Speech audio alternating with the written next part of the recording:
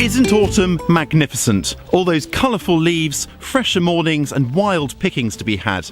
And then there's the awesome abundance of apples. They've been cropping since summer, but it's the late to mature apples that'll keep the longest. In this video, we'll show you how to properly store apples and 3 delicious ways of processing them. When apples ripen is a good guide to how long they'll store for. Early ripening apples don't keep for long at all, so they're best eaten straight off the tree. Apples ready to pick mid-season generally keep a while longer, for around 2 to 3 weeks. To maintain freshness, put up to 10 apples into a polythene bag, pierce some air holes into the bag, then place your apples into the refrigerator. Late season apples are the real keepers.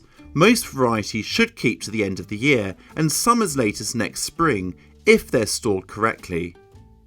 Only store varieties known to keep well. If you can, pick apples in the morning while it's still cool and slightly underripe so they don't overripen in storage.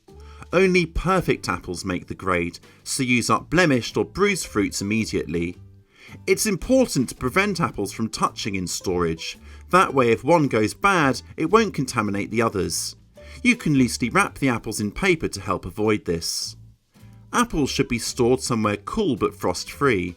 If it's still warm and you only have a few apples, keep them in the refrigerator until the weather turns fresher.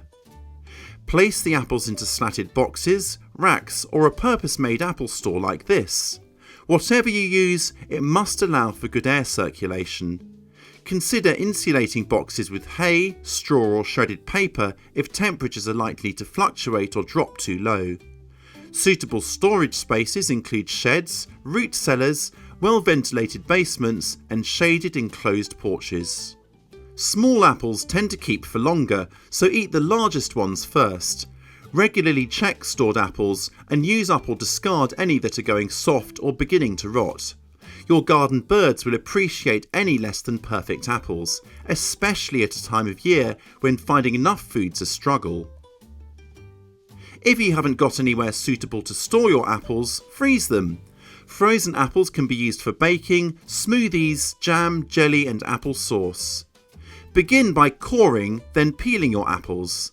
Cut them into slices, then coat the slices in lemon juice to prevent them discolouring. 1 lemon should give enough juice to treat slices from 6 to 10 apples. Arrange the slices onto a cookie sheet or baking tray lined with non-stick baking parchment, then pop them into the freezer. Once they're frozen solid, they can be transferred into labelled freezer bags or containers.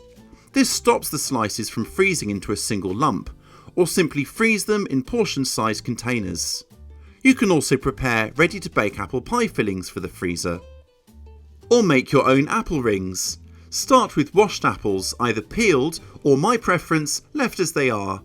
Core the apples, then cut them into very thin slices, about 1/8 to 1/4 inch or 3 to 5 millimeters thick.